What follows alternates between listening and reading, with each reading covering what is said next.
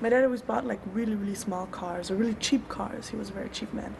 And so we had all the stuff to be brought back to Höckertshausen.